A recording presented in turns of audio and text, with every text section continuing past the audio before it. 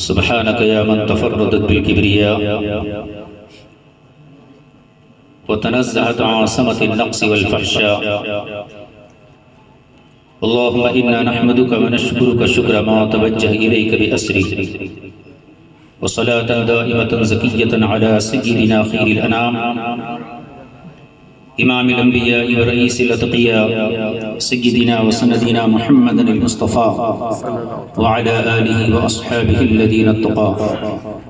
أما بعد فأعوذ بالله من الشيطان الرجيم. بسم الله الرحمن الرحيم. يا أيتها النفس المطمئنة ارجعي إلى ربك راضية مرضية فادخلي في عبادي وادخلي جنتي. صدق اللہ العظیم. عقیدت و احترام کے ساتھ درود پاک کا ہدیہ پیش فرمائیں. اللہم صلی وسلم کما تحب علیہ صلی اللہ تعالی علیہ وسلم. سب سے پہلے میں مبارکباد پیش کرتا ہوں ہمارے مخدوم گرامی برادر مکرم حضرت علامہ مولانا سید محمد امجد حسینی صاحب قبلہ مدد اللہ العالی، اور بالخصوص ہمارے حضرت علامہ مولانا قاری عبدالعزیز صاحب قبلہ مدد اللہ العالی، اور تمام جو معاونین ہیں، جو حاضرین ہیں، سب کی بارگاہ میں ہدیہ تشکر پیش کرتا ہوں، اور اللہ سے دعا کرتا ہوں کہ حق بولنے کے اللہ مجھے توفیق عطا فرمائے. جیسا کہ آپ حضرات جانتے ہیں، یہ کانفرنس حضور خواجہ خواجگاہ سلطان الہند خواجہ معین الدین حسن سنجری چشتی اجمیری رضی اللہ تعالی عنہ کے نام سے منسوب ہے، اور ہم سب کی گردنوں پر غریب نواز کا احسان ہے. ان کی گردنوں پر بھی احسان ہے تو غریب نواز کے اوپر، اس نام کے اوپر شرک کے فتوے لگاتے ہیں. ان کو بھی کلمہ پڑھانے کا جو احسان ہے وہ غریب نواز کا ہی ہے. عزیزان ملت اسلامیہ، اس حوالے سے آپ ہمارے جو مہمان علماء ہیں ان سے تفصیلی خطاب سماعت فرمائیں گے. میں اپنے مزاج کے مطابق کچھ اصولی باتیں آپ کی خدمت میں پیش کرنے کی سعادت حاصل کروں گا. قرآن کریم سے ایک مشہور و معروف مقام سے میں نے قرآن کی تلاوت کی. اس کا مطلب یہ ہے، یا ایتھا النفس المطمئنہ. جب کسی اللہ والے کی موت کا وقت آتا ہے تو اس کو یہ خطاب کیا جاتا ہے، اے اطمینان والے نفس، ارجعی الی ربک، اپنے رب کی طرف واپس آ جا. کیسے؟ راضیۃ مرضیہ، تو مجھ سے راضی ہو، میں تجھ سے راضی ہوں. فادخلی فی عبادی، میرے مقبول بندوں کی جماعت میں شریک ہو جا. وادخلی جنتی، میری تجلیات، میرے انوار کی جنتوں میں داخل ہو جا. یہ آیت کریمہ کا مرادی معنی تھا. مسئلہ یہ ہے کہ بندے مومن کی موت کیا مٹ جانے کا نام ہے، یا ایک جگہ سے دوسری جگہ منتقل ہو جانے کا نام ہے؟ عام طور پر یہ تاثر دیا جاتا ہے جو مر گئے وہ مٹ گئے، فنا ہو گئے، بے نشان ہو گئے، نیست و نابود ہو گئے. لیکن قرآن و حدیث کی تصریحات سے یہ بات ثابت ہوتی ہے کہ اللہ والے صرف ہماری نظروں سے اوجھل ہوتے ہیں. وہ اس عالم سے دوسرے عالم کی طرف پرواز کرتے ہیں، بلکہ حقیقت یہ ہے وہ ادنا زندگی سے اعلیٰ زندگی کی طرف جاتے ہیں، ادنا ساتھیوں سے اعلیٰ ساتھیوں کی طرف جاتے ہیں.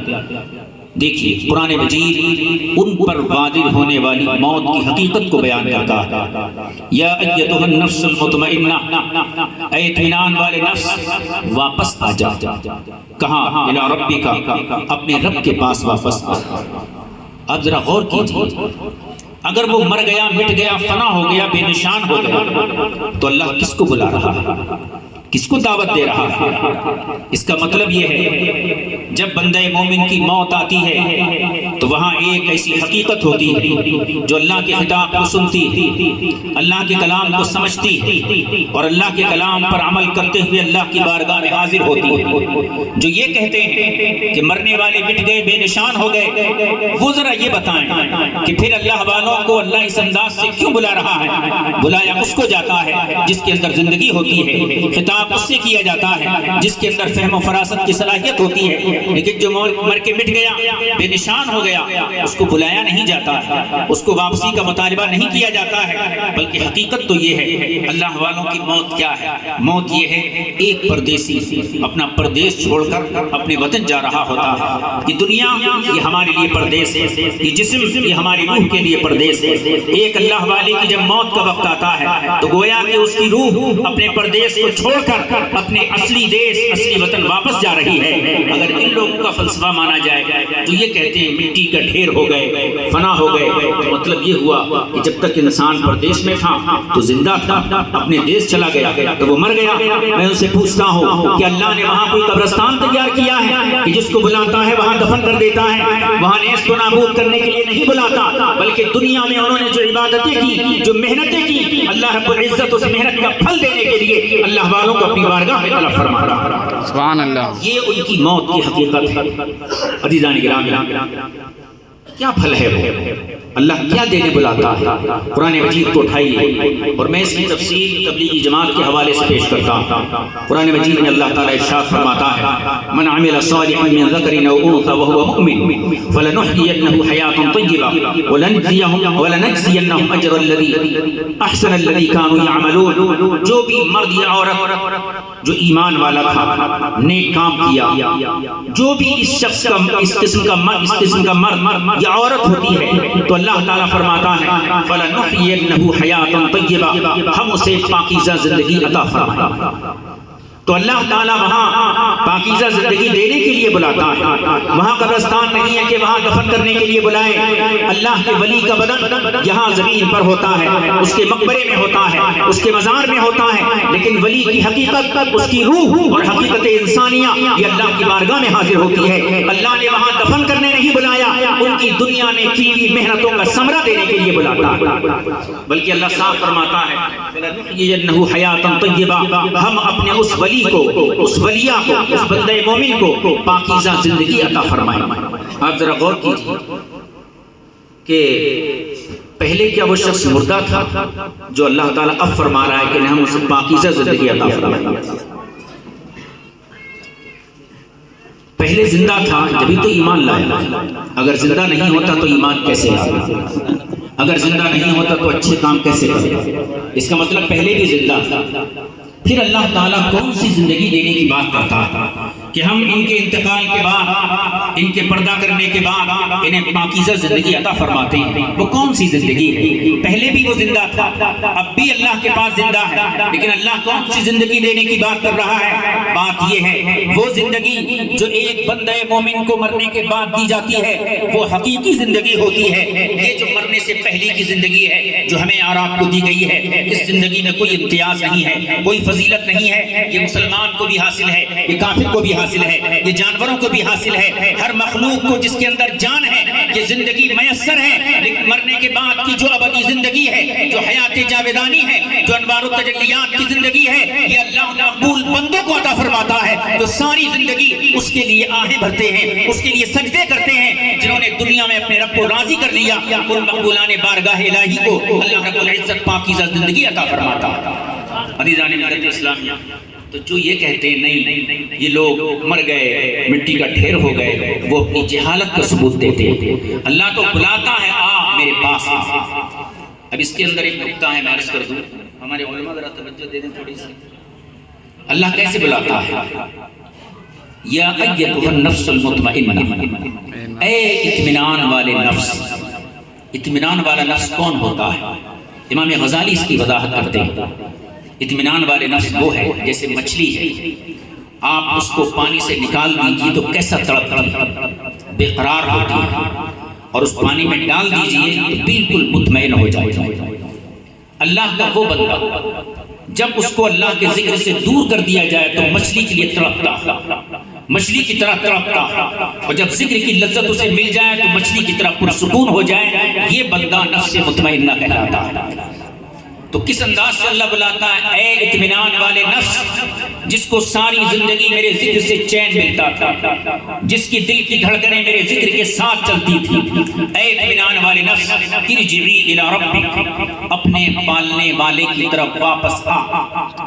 یہاں پر قابل توجہ پہلو یہ ہے، اللہ جب بلاتا ہے تو بڑا جمالی نام ذکر کرتا ہے، اپنے پالنے والے کی طرف آ، یہ نہیں فرمایا جبار کی طرف واپس آ، قہار کی طرف واپس آ، منتقم کی طرف واپس آ، مقیم مقیت کی طرف واپس آ، حکیم اور عزیز کی طرف واپس آ۔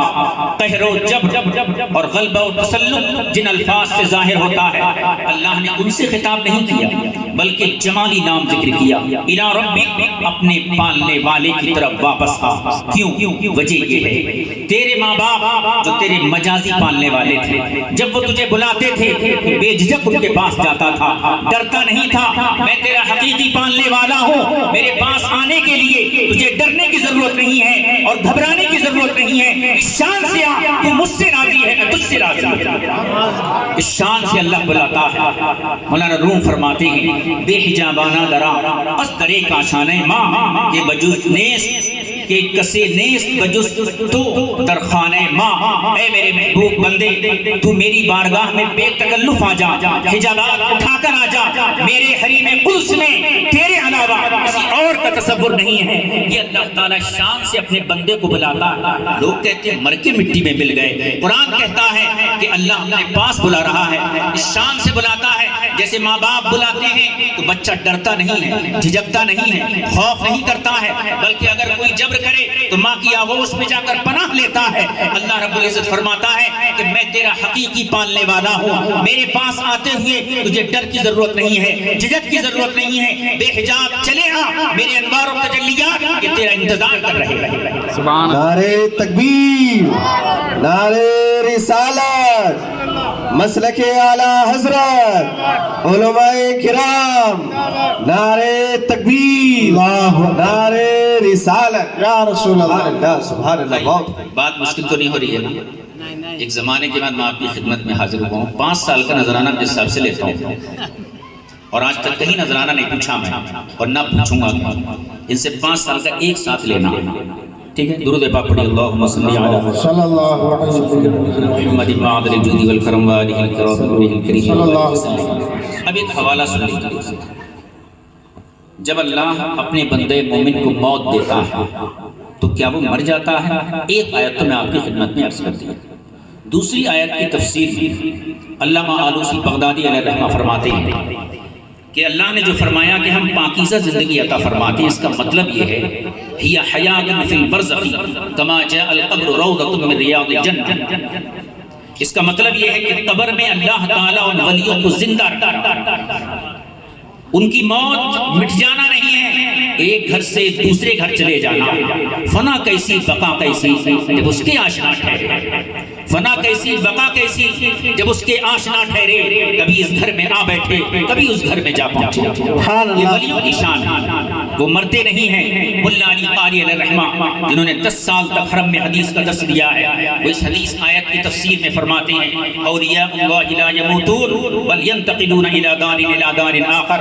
اللہ والے مرتے نہیں ہیں، ایک گھر سے دوسرے گھر کی طرف جاتے ہیں۔ تمہاری محفلوں سے اٹھ کر اللہ کے رسول کی بارگاہ میں جاتے ہیں، صحابہ کی بارگاہ میں جاتے ہیں۔ وہ مرتے نہیں ہیں، صرف مکان تبدیل کرتے ہیں۔ موت کیا ہے؟ تجدید مذاق زندگی کا نام ہے، خواب کے پردے میں بیداری کا ایک پیغام۔ عزیزان ملت اسلامیہ، اور ایک حوالہ اور لے لیجیے۔ رشید احمد گنگوہی جو تبلیغی جماعت کے بہت بڑے عالم گزرے، انہوں نے فتاوی رشیدیہ میں اس آیت کی تفسیر کرتے ہوئے لکھا ہے جتنے تبلیغی جماعت کے نمائندے ہیں جو اولیاء اکرام کو مٹی کا ڈھیر کہتے ہیں، یا تو اپنے مولوی پہ کفر کا فتویٰ لگا یا ہمیں مشرک کہنا چھوڑ دو۔ رشید احمد گنگوہی نے اپنی کتاب کے اندر لکھا ہے اولیاء بحکم شہداء ہیں اور بل احیاء عند ربهم یرزقون کے حکم میں داخل ہیں۔ جیسے شہید زندہ ہوتا ہے ولی بھی زندہ ہوتا ہے۔ سبحان اللہ، سبحان اللہ، بے شک حق ہے۔ صحیح بات ہے۔ تو بھائی یا تو اپنے مولوی صاحب کو شرک کا فتویٰ لگاؤ، اپنے دین سے باہر کرو، یا پھر ہمارے پاس آ جاؤ، ہم بھی وہی بات کرتے ہیں جو آپ کے مولوی صاحب کہہ کے چلے گئے۔ بہرکیف اللہ تعالیٰ ایک زندگی عطا فرماتا ہے جو دائمی زندگی ہوتی ہے، اللہ کے انوار و تجلیات کی بارش ہوتی ہے. بندہ ہوتا ہے اس کا رب ہوتا ہے, بیچ میں کوئی واسطہ نہیں ہوتا. عزیزان ملت اسلام, تو اولیاء اکرام مرتے نہیں, مٹتے نہیں, فنا نہیں ہوتے, بلکہ ایک مکان سے دوسرے مکان کی طرف منتقل ہو جاتے ہیں. اب تھوڑا سا آگے بڑھیں. لوگ یہ کہتے ہیں کہ صاحب ولی کو اگر علم ہوتا کہ وہاں موت آئے گی تو وہاں کیوں جاتا؟ اب وہاں چلا گیا اس کا مطلب اسے موت کا علم نہیں ہے, اور ولی اپنی موت کو ٹال نہیں سکا اس کا مطلب یہ ہے کہ ولی کو اختیار نہیں. یہ عجیب و غریب منطق ہے. جو لوگ یہ اعتراض کرتے ہیں وہ دراصل نہ اپنی حقیقت سے واقف ہیں نہ اولیاء اکرام کے مقام سے واقف ہیں. ان ظالموں کو کیا معلوم کہ اولیاء اکرام ساری زندگی موت کو اللہ کا تحفہ سمجھ کر اس کو قبول کرنے کے انتظار میں رہتے ہیں. ان کا اعتقاد تو یہ ہوتا ہے الموت جسر یوصل الحبیب الی الحبیب, موت ایک پل ہے جو محبوب حقیقی تک جا کر ملا دیتا ہے. وہ تو ہمیشہ اللہ کی ملاقات کے انتظار میں رہتے ہیں. اور حضور نے کیا ارشاد فرمایا, الموت تحفۃ المؤمن, موت مومن کا تحفہ ہے. کیا مطلب؟ جب بندے کو موت آتی ہے دنیا کی مصیبتوں سے چھٹکارا ملتا ہے, دنیا کی مشکلات سے آزادی ملتی ہے. کبھی سردی ہے, کبھی بخار ہے, کبھی نزلہ ہے, کبھی کچھ ہے, کبھی کچھ ہے. یہ مختلف قسم کی جو آزمائشیں ہوتی ہیں, اس اعتبار سے اللہ کے رسول نے فرمایا کہ بندے مومن کے لیے موت یہ اللہ کی طرف سے تحفہ ہوتی ہے. تو آپ ذرا سوچئے, اولیاء اکرام کے لیے دنیا سے جانا اور ان کے اوپر موت کا وارد ہونا یہ گھاٹے کا سودا نہیں ہے. دنیا سے جانے کے بعد وہ اس دنیا سے چلے جاتے ہیں اور ہمارے سے زیادہ بہتر لوگوں کی صحبت انہیں میسر ہوتی ہے. اور سب سے بڑھ کر یہ کہ اللہ کا وصال انہیں نصیب ہوتا ہے. دنیا میں جس رب کے جلووں کو وہ سجدوں میں تلاش کرتے رہے, جس مالک حقیقی کی تجلیات کے لیے ترستے رہے, جب موت کا وقت آتا ہے تو یہ اولیاء اکرام اس بات پر نازا ہوتے ہیں کہ جس دیدار کا وعدہ ہم سے دنیا میں کیا گیا تھا, موت ہی وہ ذریعہ ہے جو اللہ رب العزت کا دیدار ہمیں کرا سکتا ہے. موت سے وہ بھاگے جسے اللہ سے پیار, موت سے وہ ڈرتا ہے جسے رب العالمین سے محبت نہیں ہوتی ہے. جسے اللہ سے محبت ہے وہ موت کو اللہ کا تحفہ سمجھ کے قبول کرتا ہے. قرآن پر اٹھائیے, یہودیوں نے بہت بڑا دعویٰ کیا تھا, نحن ابناء اللہ واحباؤہ, ہم اللہ کے چہیتے ہیں, ہم اس کے بیٹوں کی طرح ہیں معاذ اللہ. تو اللہ نے فرمایا محبوب ان سے کہہ دیجئے فتمنوا الموت, اگر تم اللہ کے پیارے ہو اور اللہ سے محبت کرتے ہو, اپنے دعوے میں سچے ہو, تو اللہ سے ملنے کی بھی آرزو ہونا چاہیے. اور اللہ سے ملنے کا ایک ہی طریقہ ہے کہ موت کی تمنا کرو. دنیا میں تمہاری نگاہیں اللہ کو نہیں دیکھ سکتی. اللہ نے فرمایا فتمنوا الموت ان کنتم صادقین, اگر تم دعوے محبت میں سچے ہو تو پھر موت کی آرزو کرو. پھر اللہ خود فرماتا ہے وَلَا يَتَمَنَّوْنَهُ أَبَدًا بِمَا قَدَّمَتْ أَيْدِيهِمْ, یہ جھوٹے ہیں, یہ دعوے محبت میں جھوٹے ہیں. نہ یہ ہمارے پیارے ہیں, نہ انہیں ہم سے کوئی محبت ہے, اس لیے یہ کبھی بھی موت کی آرزو نہیں کریں گے. پتہ کیا چلا, جو اللہ سے محبت کرے گا وہ موت کو محبت کرے گا, جو اللہ سے پیار نہیں کرتا ہے وہ موت کو مکروہ سمجھتا ہے. اور اولیاء اکرام وہ ہستیاں ہیں, وہ مقدس جماعت ہے جو ساری زندگی اللہ کے درد میں جیتے ہیں, اللہ کے عشق میں جیتے ہیں, اس کی محبت میں سانسیں لیتے ہیں. جب موت کا فرشتہ آتا ہے تو وہ اس کے لیے لبیک کہتے ہیں اور بخوشی اپنی زندگی اس فرشتے کے حوالے کرتے ہیں. تو موت سے وہ ڈرے گا جسے اللہ سے پیار نہ, لیکن جو اللہ سے پیار کرتا ہے وہ موت سے کیوں ڈرے گا. عزیزان ملت اسلامیہ, تھوڑا سا اور آگے آ جائیے. میں آپ کو ایک واقعہ عرض کرتا ہوں. رسول پاک صلی اللہ علیہ وسلم کا آخری وقت تھا, مرض الوصال میں تھے. آپ اپنی بیٹی کے پاس شہزادی کونین, مخدومہ کائنات, جن کے قدموں پر ہماری ساری نسلوں کی عزت قربان, مخدومہ کائنات کے گھر پیغام بھجوایا کہ بیٹی میرے پاس آ جاؤ, میری عیادت بھی کرو اور کچھ راز کی باتیں بھی سنتی جاؤ. خاتون جنت تشریف لائی, بابا کے اوپر بخار کی شدت, رسول پاک صلی اللہ علیہ وسلم کو شدید بخار.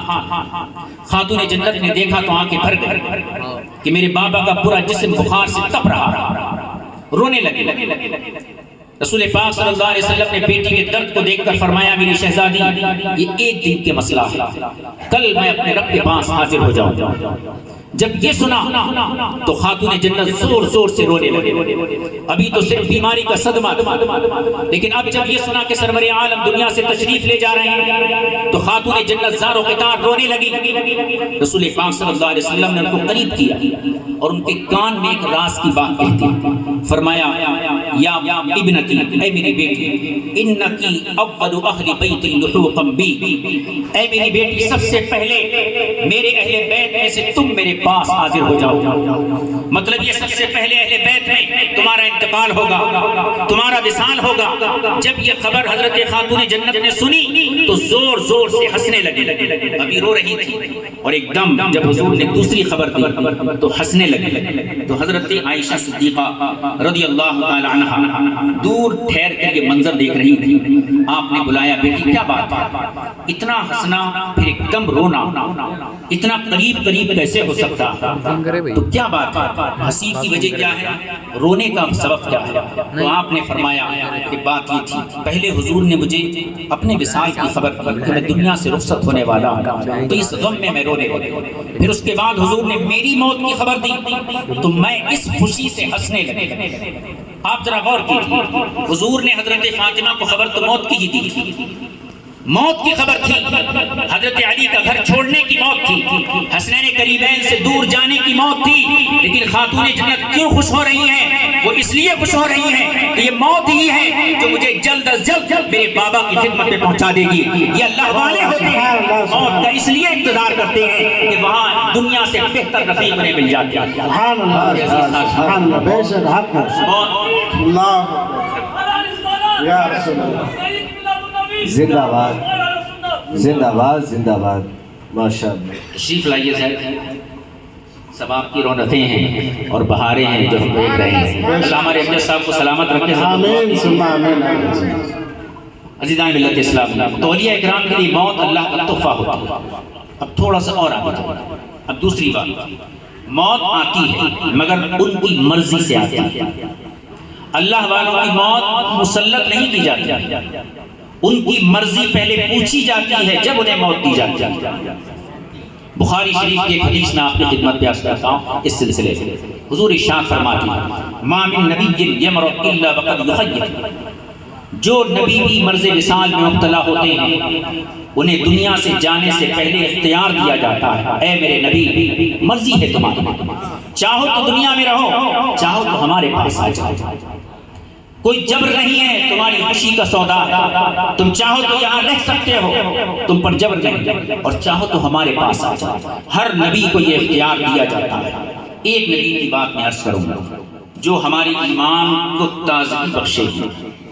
حضرت موسیٰ علیہ السلام کے بارے میں بخاری میں ہے، موت کا فرشتہ آتا ہے، آگر سیدھا آرڈر سنا دیتا ہے، عجیب رب، اے موسیٰ چلو، آپ کے رب نے بلایا. موسیٰ علیہ السلام نے سوچا میں اللہ کا کلیم، براہ راست میرا اللہ سے کانٹیکٹ ہے، بیچ میں کسی فرشتے کا واسطہ نہیں، یہ مجھے آرڈر سنانے آیا ہے. حدیث پاک کے الفاظ ہیں، حضور کا ارشاد ہے فَسَقْتَهُ مُوسَى فَفَقَ عَيْنَهُ، حضرت موسیٰ نے اپنا جلالی ہاتھ اٹھایا اور موت کے فرشتے کے ایسے مارا کہ اس کی آنکھ باہر نکل گئی. یہ حدیث ہے، اعلیٰ حضرت کا قول نہیں ہے، یہ کسی عالم کی بات نہیں ہے کہ آپ ٹھکرا دیں. یہ رسول پاک کا ارشاد ہے، فرماتے ہیں اتنی زور سے تھپڑ رسید کیا کہ موت کے فرشتے کی آنکھ نکل گئی. آپ ذرا جانتے ہیں موت کا فرشتہ کتنا طاقتور ہے؟ بڑے بڑے پہلوانوں کو نگل چکا، ایک چونٹی سے لے کر ہاتھی، بڑی سے بڑی مچھلی، جتنی جاندار چیزیں اس دنیا میں ہیں ان سب کی روحوں کو ایک ہی فرشتہ قبض کرتا ہے. پوری دنیا اس کے سامنے ایسی ہے جیسے ہمارے سامنے ہمارے گھر کا دسترخوان ہوتا ہے. اتنا طاقتور فرشتہ ہے. اور ایک طرف اللہ کا پیغمبر ہے جو انسانوں کی طرح چلتا ہے، انسانوں کی طرح بات کرتا ہے، انسانوں کی طرح کھاتا پیتا ہے، نکاح کرتا ہے. ایک طرف اللہ کا فرشتہ ہے جو انتہائی طاقتور فرشتہ ہے. موسیٰ علیہ السلام نے جب ہاتھ مارا آنکھ نکل گئی. بتائیے یہ لوگ مار سکتے ہیں ہاتھ؟ مجال ہے؟ یہ تو حضرت اسرائیل کو دیکھ لیے تو جان نکل جائے گی. حضرت موسیٰ نے آنکھ نکال دیے فرشتے کی. مگر فرشتے کی مجال ہے کہ نبی پر ہاتھ اٹھا دے. فرشتے کی ہمت نہیں کہ اللہ کے پیغمبر پر اثر اندازی کرے. نہ اس نے جبرن روح قبض کی بلکہ وہ فرشتہ خاموش اللہ کی بارگاہ میں چلا جاتا. یہ نبی کی موت کا معاملہ ہے. اپنی طرح بشر سمجھنے والوں جناب موسیٰ علیہ السلام کے اس واقعے سے درس حاصل کرو. موت کا فرشتہ کسی کے دروازے پر آ کر اجازت نہیں لیتا. بڑے بڑے مغروروں کی جان اس نے نکال دی ہے لیکن نبی کی بارگاہ میں جب آنا ہے تو فرشتوں کی ادب کے ساتھ آنا. تم کون سی چیز، تمہاری حیثیت کیا ہے؟ جناب موسیٰ علیہ السلام نے مار دیا، آنکھ پھوٹ گئی، اللہ کے پاس چلا گیا. یہ جملہ آپ سنیے، بڑا پیارا جملہ ہے. بے شک ارشاد. ہاں آپ نے ارشاد فرمایا، حضرت توجہ فرمائے. اللہ کے پاس گئے، کون؟ ملک الموت. سب سے واسطہ پڑھنا اور بولنے لگے ارسلتنی الی عبد اللہ یرید الموت. اے اللہ تو نے کہاں بھیج دیا تھا؟ ایسے بندے کے پاس بھیج دیا جو مرنا ہی نہیں چاہتا. آپ ذرا غور کیجیے، فرشتہ کہہ رہا مولا تو نے کہاں بھیج دیا؟ ایک ہاتھ مارا ہے انہوں نے تو یہ عالم ہے. اگر زیادہ جلال آتا تو کیا حالت کرتے میری. اب یہاں ذرا تھوڑی سی توجہ آپ کی چاہیے، مکمل توجہ، تھوڑی نہیں. میرے بچے کی، آپ کے بچے کی شادی ہے، آپ ایک دوست کے پاس قاصد بھیجے، جاؤ بھائی میرے دوست کو دعوت بول کے آ جائے. اس نے کیا کیا؟ آپ کے قاصد کے ہاتھ مارے، ٹانگ توڑی، ہاتھ پیر توڑ کے بھیج دیا، جاؤ. آپ کی اس کی رشتہ داری باقی رہے گی؟ نہیں. ہے کوئی اتنا بغیر جو رشتہ داری باقی رکھے؟ کوئی رشتہ داری باقی نہیں. کیوں؟ قاصد کی بے عزتی یا آپ کی بے عزتی؟ یہ فرشتہ اپنی مرضی سے نہیں آیا تھا، اللہ نے بھیجا. خود نہیں آیا، اللہ نے بھیجا تھا. اللہ کا قاصد ہے. عقل کیا کہتی ہے؟ حضرت موسیٰ علیہ السلام کی نبوت کو واپس لے لینے جاتے ہیں، لیکن قربان جائیے نبیوں کے مقام. اللہ نے جناب موسیٰ سے کوئی مواخذہ نہیں کیا. یہ بھی نہیں پوچھا موسیٰ تم نے میرے فرشتوں کو کیوں مارا؟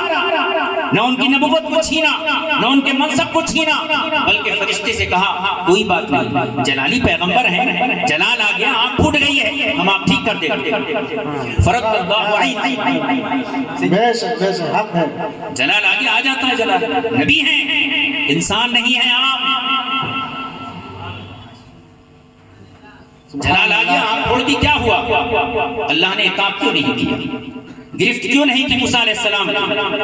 تاکہ نبی کے مزاج پر بوجھ نہ بن جائے، اتنی سی بات نبی کے مزاج کے خلاف نہ ہو جائے. اللہ نے آپ کو دنیا میں اپنا نائب بنا کر بھیجا ہے، غلام بنا کر نہیں بھیجا ہے. وہ ساری کائنات کے آقا ہوتے ہیں، اللہ کے نائب. کوئی فرشتہ نبی کی بارگاہ میں بے ادبی کی مجال نہیں کر سکتا.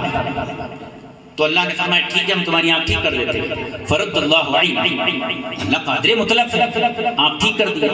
پھر فرمایا جاؤ، پھر انہی کے پاس جاؤ، پھر سے میرے اسی پیغمبر کے پاس جاؤ. لیکن یاد رکھو اب آداب پیغمبر کا لحاظ رکھو. جانا، پہلے اپنا سلام پیش کرنا، پھر میرا پیغام سنانا، اور اس کے بعد ان سے پوچھنا کہ اے اللہ کے پیغمبر، اللہ تبارک و تعالی آپ سے پوچھ رہا ہے الحیات ترید، اے موسیٰ کہ آپ دنیا میں رہنا چاہتے ہیں؟ اب فرشتہ پورے حساب سے آیا، سلام کیا، اللہ کا سلام پہنچایا، اور اس کے بعد مشورہ کیا. موسیٰ علیہ السلام سمجھ گئے ادب سیکھ کر آ چکا ہے. صحیح بات ہے، ادب سیکھ کے آیا. پوچھا فرشتے نے کہ الحیات ترید، اے موسیٰ علیہ السلام آپ دنیا میں زندہ رہنا چاہتے ہیں کیا؟ اگر آپ رہنا چاہتے ہیں فضع یدک علی متن ثور، میں یہ بیل لے کر آیا ہوں، اس کی پیٹھ پر ہاتھ رکھ دیجیے. جتنے بال آپ کے ہاتھ کے نیچے آئیں گے، ایک بال کے بدلے میں 1 سال کی عمر آپ نے بڑھا دی. اب ذرا سوچیے موسیٰ علیہ السلام اگر ہاتھ رکھ دیتے تو کتنے بال آتے؟ ہزاروں سال عمر بڑھ جاتی. موسیٰ علیہ السلام کا ہاتھ ہماری آپ کی طرح نہیں تھا. ایک لڑکی کو آہستہ سے مارا تو جان نکل گئی، فرشتے کو مارا تو آنکھ نکل گئی. اتنا بڑا ہاتھ ہے، اگر بیل کی پیٹھ پہ رکھ دیتے تو ہزاروں بال ہاتھ کے نیچے آ جاتے. ہمارا کوئی عزیز اگر بیمار ہو جائے، بے ہوش ہو جائے، تو ہوش میں لانے کے لیے لاکھوں روپے خرچ کرتے. 1-2 منٹ کے لیے ہوش میں آ جائے، حساب کتاب پوچھ لیں، اس کے بعد مر جائے. کہاں کہاں کتنا پیسہ ہے وہ معلوم ہو جائے. 1 منٹ 2 منٹ کی سانس کے لیے، ہوش کے لیے ہم لاکھوں روپیہ خرچ کرتے ہیں. موسیٰ علیہ السلام کو یہاں ہزاروں سال کی زندگی مل رہی ہے، لیکن فرشتے سے پوچھتے ہیں بتا اس کے بعد کیا ہوگا؟ فرشتہ کہتا ہے بڑے ادب سے کل نفس ذائقۃ الموت، آپ کے رب کا وعدہ ہے جو پورا ہو کر رہے۔ تو حضرت موسیٰ نے فرمایا الان پھر دیری کس بات کی ہے؟ اتنے لمبے زمانے تک دنیا میں رہنے کی ضرورت کیا ہے؟ میں ابھی تیار ہوں، میری روح قبض کر۔ سبحان اللہ۔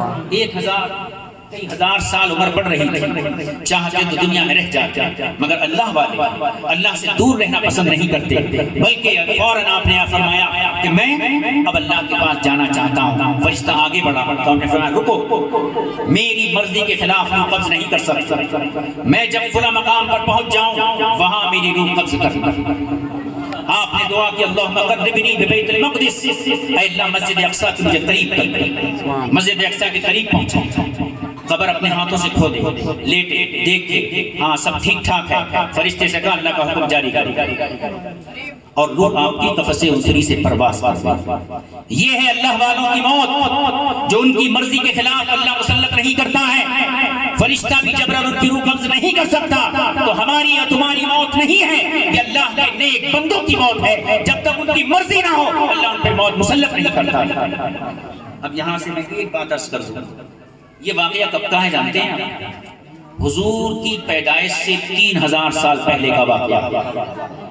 حضور ابھی دنیا میں تشریف نہیں لائے، ابھی رسول پاک صلی اللہ علیہ وسلم کا نور گردش کر رہا تھا، لیکن حضرت موسیٰ کب فرشتے کی آنکھ نکال رہے ہیں، فرشتہ اللہ کے پاس جا رہا ہے، موسیٰ علیہ السلام اس سے کیا کہہ رہے ہیں؟ یہ ساری چیزیں ہمارے نبی 3000 سال پہلے آنے سے پہلے بھی جانتے ہیں۔ اس کا مطلب یہ ہے جو کچھ ہو چکا اس کو بھی حضور جانتے ہیں، جو آنے والا زمانہ ہے وہ بھی حضور جانتے ہیں۔ سبحان اللہ۔ غیب کا ثبوت ہے، اور کسی نے نہیں دیکھا موسیٰ علیہ السلام کا وصال کیسے ہوا، کوئی نہیں تھا وہاں پر، ایک نبی تھے ایک اللہ کا فرشتہ تھا، لیکن نور نبوت وہاں دیکھ رہا تھا، رسول پاک وہاں دیکھ رہے تھے کہ حضرت جبرائیل، حضرت ملک الموت اور موسیٰ علیہ السلام کے درمیان کیا گفتگو ہو رہی۔ تو جناب ملت اسلامیہ، اللہ والوں کی جو موت ہے وہ ان کی مرضی سے آتی ہے۔ یہ تو میں نے نبی کا معاملہ بیان کیا، اب کل کو آپ سے پوچھا جائے گا بات تو غوث پاک کی تھی، بات تو غریب نواز کی تھی، یہ لوگ بھی کیا اپنی مرضی سے مرتے ہیں؟ ہاں ان کی موت بھی ان کی مرضی سے آتی ہے، ان کی مرضی کے خلاف اللہ ان پر بھی موت مسلط نہیں کرتا۔ حدیث پاک سے بھی بخاری شریف کی حدیث ہے، ایک طویل حدیث ہے، اس کا آخری حصہ جو اس عنوان سے متعلق وہ عرض کرتا ہوں، ما ترددت فی شیء انا فاعل تردد نفس المؤمن وهو يكره الموت وانا اكره الساعه۔ اللہ تعالیٰ ارشاد فرماتا ہے، حضور روایت کرتے ہیں کہ اللہ نے فرمایا کہ کسی کام میں میں پسو پیش نہیں کرتا، کہ کرنا نہیں کرنا یہ کبھی نہیں کرتا، سوچ بچار میری شان کے خلاف، میں جب کسی کام کا ارادہ کرتا ہوں اس سے کہتا ہوں کن وہ چیز ہو جائے۔ ہم سوچ کر کام کرتے ہیں، اللہ کو سوچنے کی ضرورت نہیں ہے، ہمیں کاموں میں تردد ہوتا ہے، پس و پیش ہوتا ہے۔ اللہ فرماتا ہے ما ترددت فی شیء انا فاعل، میں جب کوئی کام کرنا چاہوں، اتنا بڑا آسمان بنایا میں نے تردد نہیں کیا، اتنی بڑی زمین بنائی میں نے تردد نہیں کیا، فیصلہ کر دیا۔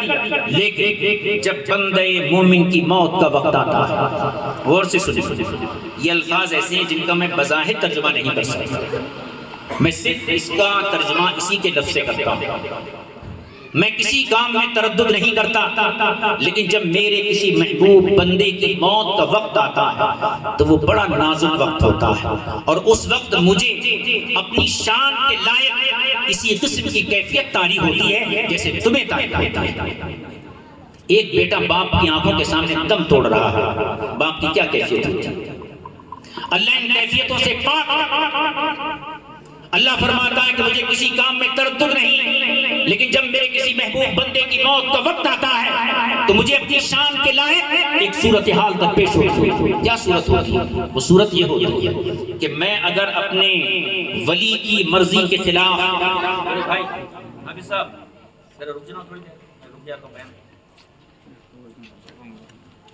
اللہ رب العزت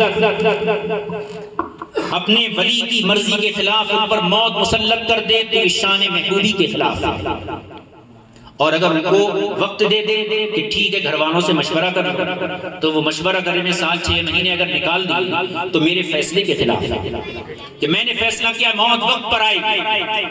تو 2 فیصلے اللہ کے، ایک تو یہ ہے کہ ہر انسان کی موت وقت پر آئے گی، آگے پیچھے نہیں ہو سکتی، اور دوسرا فیصلہ یہ ہے میرے ولی کی مرضی کے خلاف موت بھی نہیں آئی. اب دونوں کو کیسے جمع کیا جائے؟ جس پروردگار نے بغیر ستون کے آسمان کو بلند کیا وہ پروردگار مسبب الاسباب، اس نے دونوں چیزوں کو جمع کیا اور ایک ایسی صورت پیدا فرمائی کہ ولی کی مرضی بھی بن جائے اور موت اس کے وقت پر بھی آ جائے. کیسے؟ قرآن کریم جب اللہ کے ولی کی موت کا وقت قریب آتا ہے تو موت کے وقت سے کچھ دیر پہلے اللہ فرشتوں کو روانہ کرتا ہے.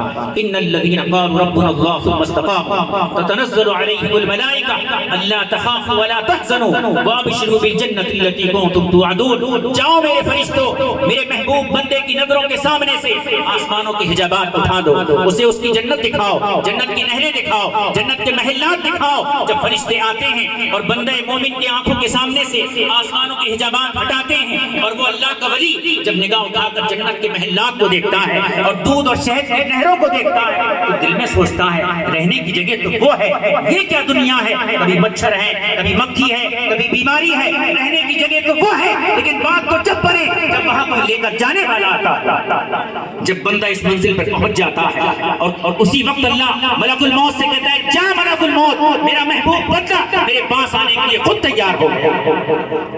جب ولی کی مرضی شامل نہیں ہوتی اللہ اس کے اوپر موت طاری نہیں کرتا ہے. یہی مطلب ہے ما ترددت فی شیء انا فاعلہ، میں کسی کام میں تردد نہیں کرتا، لیکن جب میرے محبوب بندے کی موت کا وقت آتا ہے وہ یہ چاہتا ہے کچھ دن اور سجدے کر لوں، کچھ دن اور عبادتیں کر لوں، لیکن میں یہ چاہتا ہوں کہ میرا بندہ میرے پاس آ جائے اور دنیا میں جو محنتیں کرتا تھا میں اس کا پھل اسے عطا فرما دوں. تو کسی ولی کو عزیزان ملت اسلامیہ تو 2 باتیں ہو گئی. موت وقت پہ تو آتی ہے، ہماری آپ سے پوچھ کے نہیں آتی، ان سے مرضی معلوم کر کے موت آتی ہے. آخری بات، لوگ یہ کہتے ہیں کہ آپ نے باڈی کو تو قبرستان میں دفن کر دیا، اب ان کی روح تو علیین میں چلی گئی، پھر وہ کیسے سنتے ہیں آپ کی بات؟ تو اس کا جواب ایک حدیث سے سن لیجیے. سورج کے بارے میں حضور نے ارشاد فرمایا صحابہ سے، جانتے ہو جب سورج ڈوبتا ہے تو کہاں جاتا ہے؟ صحابہ نے کہا اللہ و رسولہ اعلم، اللہ اور اس کے رسول بہتر جانتے ہیں. تو حضور نے فرمایا جب یہ ڈوبتا ہے تو عرش الہی کے نیچے اللہ کو سجدہ کرنے جاتا ہے. یہ حدیث ہو گئی. اب اس حدیث پر ایک اعتراض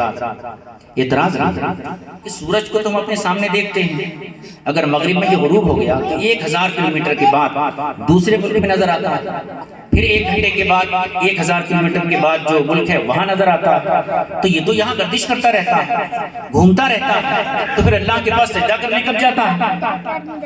یہ سوال ہے. پوری دنیا وہابیت اس سوال کا جواب نہیں دے سکتی. ہاں اہل سنت کے علماء نے اس کا جواب دیا. علامہ محمود آلوسی بغدادی علیہ الرحمہ انہوں نے تفسیر روح البیان میں اس سوال کا جواب دیا. آپ فرماتے ہیں ایک ہے سورج کا جسم، ایک ہے سورج کی روحانیت. جب مغرب کا وقت ہوتا ہے سورج کا جسم یہاں گردش کرتا رہتا ہے، لیکن سورج کی روحانیت عرش الہی کے نیچے اللہ کو سجدہ کرتی ہے. یہ جواب ہو گیا. اب اصلی مسئلہ دیکھیں، سورج عرش الہی کے نیچے اللہ کو سجدہ کر رہا ہے اور سورج کا جسم آسمان پہ گردش کر رہا ہے. کتنا فاصلہ ہے؟ کروڑوں میل کا فاصلہ ہے، لیکن وہیں سے سورج کی روحانیت اپنے جسم پر کنٹرول کیے ہوئے، اس کی رفتار برقرار رکھے ہوئے، زمین سے اس کا فاصلہ برقرار رکھے ہوئے، اس کی گرمی اس کی تپش یہ برقرار رکھے ہوئے ہے. عزیزان ملت اسلامیہ، سورج کی روحانیت عرش الہی پہ رہ کر جو اپنے جسم سے باخبر ہو سکتی ہے، اس پہ کنٹرول کر سکتی ہے، تو ولی کی روح جو سورج کی روحانیت سے ہزاروں گنا زیادہ طاقتور ہوتی ہے وہ اپنے بدن پر کنٹرول کیوں نہیں رکھ سکتی؟ سبحان اللہ اسے بھی معلوم ہوتا ہے اس کے مزار پر کون آ رہا ہے، اس کی بارگاہ میں حاضری دینے والا کیا کہہ رہا ہے۔ ولی کی روح اگر ساتوں آسمانوں کے اوپر بھی ہو وہیں سے دیکھتی ہے، سمجھتی ہے، اور اپنی بارگاہ میں آنے والے کے لیے اللہ کی بارگاہ میں دعائیں کرتی۔ تو میرے عزیز ساتھیو، بدن کہیں رہے، روح کتنی بھی دور رہے، بدن سے اس کا تعلق کبھی نہیں ٹوٹتا، ہمیشہ اس کا تعلق یہ برقرار رہتا ہے۔ اب آخری بات، میں اپنی گفتگو کا بالکل آخری حصہ آپ کی خدمت میں عرض کر رہا ہوں۔ یہ جو آیت کریمہ میں شروع میں تلاوت کیا، یہ کب بولی جاتی ہے؟ ایک حوالہ میں ابن کثیر کا دیتا ہوں۔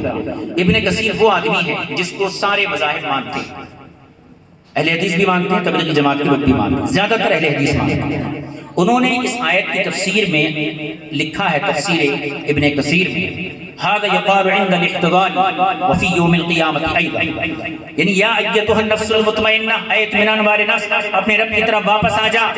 یہ بات ولی سے دنیا میں بھی کہی جاتی ہے اس کی موت کے وقت، اور جب قیامت میں اپنی قبروں سے یہ اٹھیں گے، جب بھی اللہ کی طرف سے یہی ندا دی جائے گی، اے میرے ولی آؤ میری جنت میں داخل ہو جاؤ۔ سبحان اللہ سبحان اللہ۔ جب یہ آیت نازل ہوئی تو صدیق اکبر جو حضور کے مزاج سے سب سے زیادہ آشنا تھا، انہوں نے عرض کیا ما احسن ھذا، یا رسول اللہ یہ تو بہت اچھی بات ہے کہ اللہ ہمیں بلاتا ہے۔ تو حضور نے ارشاد فرمایا اما انہ سیقال لک ھذا ایضا، اے ابو بکر تم سے بھی موت کے وقت اسی طریقے سے شان سے اللہ خطاب فرمائے گا۔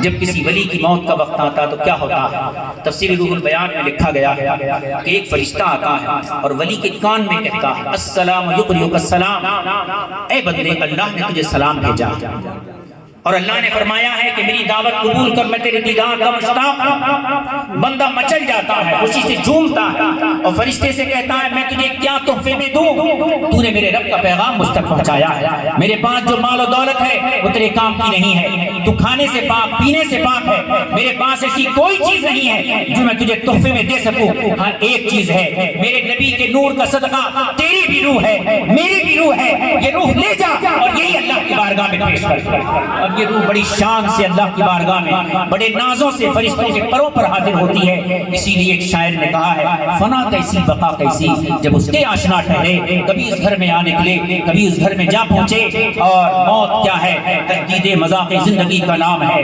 خواب کے پردے میں بیداری کا ایک پیغام ہے۔ وآخر دعوانا الحمدللہ رب العالمین، السلام علیکم ورحمۃ اللہ وبرکاتہ۔ سبحان اللہ سبحان اللہ، بہت خوب۔